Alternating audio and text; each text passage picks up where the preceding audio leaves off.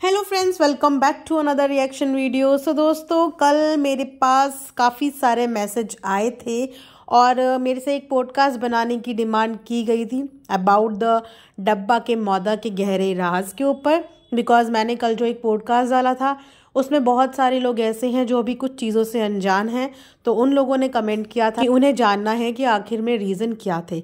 सो मैंने सोचा मैं डेफिनेटली इसके ऊपर पॉडकास्ट बनाऊं, बट बिकॉज जो बातें हमें पता है या जो बातें सोशल मीडिया पे हैं वो एक्चुअली सोशल मीडिया पे अभी तक इनकी फैमिली के द्वारा आई नहीं है, तो इसीलिए इस चीज़ के बारे में मैं वैसे बात नहीं कर सकती। बट येस, आप लोगों को मैं ये स्टोरी ज़रूर सुनाऊंगी। तो मैक्सिमम लोग पहले मुझे कमेंट करके बताना कि कितने लोग ये स्टोरी सुनना चाहते हैं या कितने लोग जानना चाहते हैं। उसके बाद मैं डिसाइड करूँगी कि मुझे ये स्टोरी आप सबको बतानी है या नहीं। सो मैक्सिमम लोग कमेंट्स करना कि यस, उनको डब्बा की जो स्टोरी है वो जाननी है। तो चलिए शुरू करते हैं इसी के साथ आज का रिएक्शन। तो हाँ दोस्तों, आपकी सारी डिमांड्स तो मैं फुलफिल करती ही रहती हूँ आपके कमेंट्स पढ़ के, लेकिन आप लोग मेरी डिमांड पूरी नहीं करते हो। मतलब एक लाइक का ही तो सवाल है यार, कम से कम वो ही कर दिया करो, प्लीज़ कर दिया करो लाइक।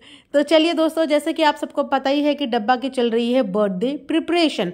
तो घर की गुड़िया यानी कि सबसे छोटी बच्ची, एज में तो वैसे वो 30 हो ही गई है। कल फनी ने टांग ही दी थी उनकी एज, हालांकि उन्हें थोड़ा सा ऑकवर्ड लगा, लेकिन फिर उन्होंने कहा अरे यार कैमरा ऑन है, चलो कोई नहीं, 30 के हो गए तो हो गए, बट रहूंगी तो मैं घर की गुड़िया ही, क्योंकि किसी और को पैम्परिंग मिले ना मिले, रू बेबी को पैम्परिंग मिले ना मिले, मुझे तो अम्मियाँ की चुम्मियाँ भरपूर मिलती हैं। अम्मियाँ मतलब अम्मी की चुम्मी भरपूर मिलती है, और अम्मा तो मेरे इशारों पे ही नाचती है कि जैसे ही कैमरा ऑन होना है अम्मा की दुआओं की बारिश शुरू हो जाती है। मतलब उन अम्मा को बेचारी को और कुछ नहीं बुलवाते, बस उन्हें ये इंस्ट्रक्शन मिलते हैं कि जैसे ही कैमरा ऑन होगा ना, आपने भर भर के जितनी दुआएं आज तक अपनी ज़िंदगी में सीखी है ना, बस मुझे पकड़ पकड़ के चूम चूम के वो सब दुआएं देनी है। और जैसे ही कैमरा बंद होगा उसके बाद ही छोड़ना है, उससे पहले छोड़ना नहीं है। मुझे लटक जाना मेरे गले पे, चाहे मेरी सांस ही रुक जाए, पर मुझे चूमना मत छोड़ना। तो जैसे अम्मा वाला सीन आता है ना, मुझे इतनी हंसी आती है कि बेचारे बड़े बुजुर्ग और कर भी क्या सकते हैं, उन्हें जितना आता है, जितना उन्हें समझ में आता है, लोग वही उतना ही उनसे करवाते हैं। वरना आप खुद सोचिए कि रोज कैमरा ऑन करते ही उनकी दुआओं की बारिश शुरू हो जाती है। तो ऐसे कैसे हो सकता है? कोई इंसान या तो आते हुए हमें दुआ देता है जिस दिन नया नया आया हो, या जब जा रहा होता है तभी दुआ देता है। अब रोज थोड़ी कि खाते समय, सोते समय, बैठते समय, लेटते समय सामने वाला हमें दुआएं दुआएं और दुआएं दे रहा है, या घर में कोई और सदस्य है ही नहीं कि उनको भी दुआएं दे दे। घर में टिज़ा है, टिहान है, उनकी खुद की बेटी है, किसी और को दुआएं नहीं मिलती हैं गले लग लग के, सारी दुआएं डब्बा के हिस्से में आती हैं। तो चलिए, डब्बा का कंटेंट है भैया, छेड़छाड़ नहीं करते, दुआओं में कोई बुराई नहीं होती। बटोरो बटोरो, चलो किसी को तो दुआएं मिले, किसी के तो भाग्य में वो दुआएं लगे, किसी की तो किस्मत में वो दुआएं लगे। हम तो देखो दुआओं में बहुत बिलीव करते हैं, चाहे वो दुआएं आपसे मिले, मुझसे मिले या किसी से भी मिले, दुआओं में बहुत ताकत होती है। तो इस बार गुड़िया रानी के बर्थडे का सारा जिम्मा उठा लिया है फनी भैया ने, और फनी भैया ने 2-2.5 हज़ार रुपए की बहुत अच्छी सी डेकोरेशन भी कराई, और उन्होंने बोला कि इस बार हाइड्रो बलून्स नहीं लगाए। देखो, ये आपने कॉस्ट की वजह से नहीं लगाए, वो एक अलग मैटर है, लेकिन इसके ऊपर भी मैं बोलना चाहूंगी, जितने भी लोग हाइड्रो बलून्स वगैरह लगाते हैं, डेकोरेशन में यूज करते हैं, तो प्लीज इसका यूज मत कीजिए। बिकॉज ऐसे बहुत सारे इंसिडेंट सामने आए हैं जिनकी वजह से लोगों को हाइड्रो बलून की वजह से बहुत ज़्यादा सफरिंग हुई है, लोगों के मुंह पे फटे हैं। बिकॉज अब गैस के नाम पे, हाइड्रो गैस के नाम पे उसके अंदर क्या क्या चीज़ें भरी जा रही है जो कि हमारे लिए थोड़ा सा हार्मफुल हो सकती हैं। तो थोड़ा सा इग्नोर ही कीजिए कि हाइड्रो वगैरह बलून्स आप लोग ना ही लगाइए। तो फनी भैया ने तो खैर इतना डीपली नहीं सोचा होगा, क्योंकि इतने समझदार फैमिली में इनके कोई भी नहीं है। इन्होंने पैसों की हेर फेर की वजह से नॉर्मल बलून में ही काम चला लिया। तो डब्बा बहुत खुश हो गई, लेकिन सबका फर्स्ट एक्सप्रेशन डेकोरेशन देख के क्या निकला याद होगा आप सबको, इसकी क्या ज़रूरत थी? अरे फनी, इसकी क्या ज़रूरत थी? क्यों कर दिया? अरे डब्बा वैसी लेडी है जिसके लिए अगर ना करो तो डब्बा के मुंह बन जाते हैं, और अगर कर दो तो ओफो क्यों कर दिया। मतलब अगर फनी इनको एक गुलाब का फूल ना लाके दे, उसके दिमाग में आए ही ना कि चलो मुझे गुलाब खरीदना है, तो डब्बा इतना बड़ा मुंह बना के घर में आके उसकी सबसे शिकायत कर देगी। लेकिन अगर वह बेचारा अपना दिमाग लगा के कुछ करने की कोशिश कर रहा है, तो क्यों कर दिया, अभी से क्यों कर दिया?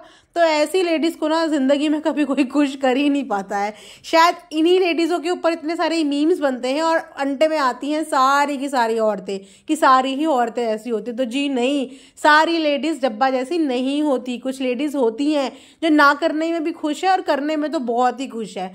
तो ये तो डब्बा की बात है। तो डब्बा के बर्थडे का व्लॉग अभी तक फिलहाल नहीं आया है, लेकिन हाँ कुछ फोटोज जरूर शेयर हुई हैं जिनमें जनाब ने भी अपनी गुड़िया को बर्थडे विश करते हुए एक टाइटल और एक कैप्शन भी लिखा है कि तुम्हारा भाई तुम्हारे साथ हमेशा है। तो दिख रहा है कि भाई अब कितना है, बिकॉज भाई की तो अब मुझे ऐसा लगता है कि प्रेजेंस ही गेस्ट अपीयरेंस की तरह हो गई है। और लोगों ने भी डब्बा को बर्थडे विश किया, बट मेरी नजरें टिकी हुई थी मैडम की इंस्टा प्रोफाइल पे कि मैडम ने अपनी बिरयानी की तारीफ वाली स्टोरी तो शेयर कर दी, लेकिन अपनी गुड़िया के बर्थडे पे विश वाली स्टोरी मैडम कहीं ना कहीं शेयर करना भूल गई। इतनी बड़ी गलती मैडम से कैसे हो गई? ये गलती हुई या जानबूझ के मैडम ने नहीं शेयर की?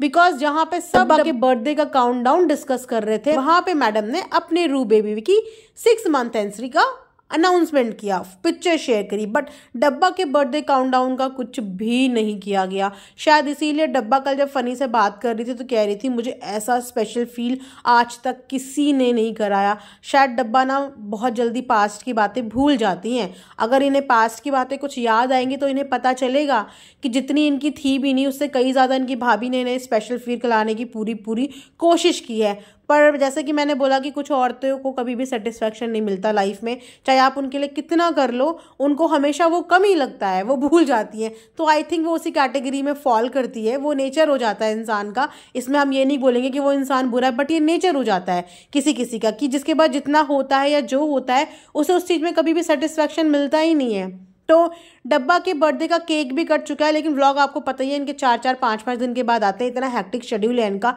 इतना वर्कलोड है इनके ऊपर, इतने प्रोजेक्ट्स चल रहे हैं इनके, इतनी वीडियोस चल रही हैं इनकी, इतना बैक टू बैक एल्बम्स आने वाली है इनकी कि इनके पास सांस लेने की फुर्सत नहीं है। इसीलिए तो इनके व्लॉग 4-4 दिन में एक आते हैं। अब तो मैनेजर भी है, सब कुछ है, लेकिन फिर भी बहुत बिजी है ये लोग, क्या कर सकते हैं। तो जो बर्थडे की पिक्चर शेयर हुई है उसमें अपने जनाब की हालत तो देखी होगी। यार कौन से सेलिब्रिटी हैं ये, कहाँ के सेलिब्रिटी हैं, ऐसे कैसे सेलिब्रिटी हैं ये? मतलब ठीक है, तुम ये प्रूव करना चाहते हो कि भैया मैं थका हुआ शूट से आया हूँ, प्रैक्टिस से आया हूँ, जैसे टिज़ा के बर्थडे में इन्होंने रात के 2 बजे तक उस बेचारी को इंतज़ार करवाया, उसी तरह आई थिंक इसके बर्थडे में भी शायद केक कटिंग टाइम पे ही पहुँचे होंगे और ये दिखाने के लिए कि देखो मैं कितना बिजी हूँ, कितना थक के आया हूँ।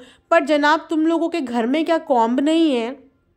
मैं सीरियसली बोलना चाहूँगी कि जितने भी लोग इन्हें जानते हैं या जितने भी इनके सब्सक्राइबर हैं ना, प्लीज़ इनके कमेंट सेक्शन में एक कॉम्ब तो इन्हें ज़रूर दे देना, बिकॉज लिटरली इस फैमिली को ना कॉम्ब की बहुत ज़्यादा ज़रूरत है। वो तो शुक्र मानो कि डब्बा और शर्मिली जी के सर पे थोड़ा बहुत दुपट्टा टिका रहता है, वरना अगर वो बाल दिखाने पर आती तो मुझे लगता है पूरी फैमिली को ही कॉम्ब गिफ्ट करने की ज़रूरत है। तो आप लोग इनको कुछ और गिफ्ट करो ना करो, बट कॉम्ब का सेट ज़रूर गिफ्ट करो, बिकॉज जनाब के बालों की हालत देखो, वहाँ मैडम के बालों की हालत देखो। चलो मैडम तो ये एक्सक्यूज़ दे देती हैं कि वो अभी न्यूली मदर बनी है और उनके पास कंघा करने का टाइम नहीं है, बिरयानी पकाने का टाइम है। वेल इस पर मैं सेपरेट वीडियो बनाऊंगी।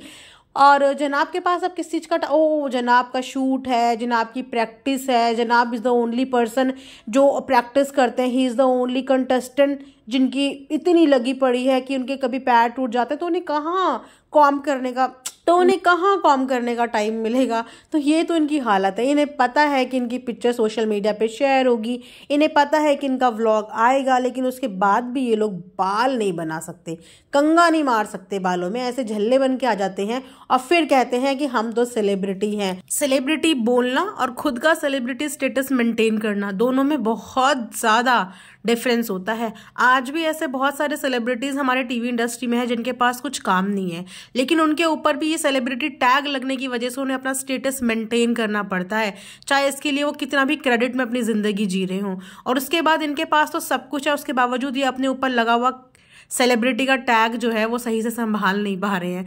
सो कमेंट सेक्शन में ज़रूर बताना कि आप लोगों का आज के पॉडकास्ट के बारे में क्या कहना है, और यस स्टार्टिंग में मैंने जो बोला था उसके बारे में भी कमेंट्स में ज़रूर बताना। तो चलिए यहीं पे आज का रिएक्शन एंड करते हैं। आई होप आप सबने एंजॉय किया होगा and thanks for watching earth mom Dehradun.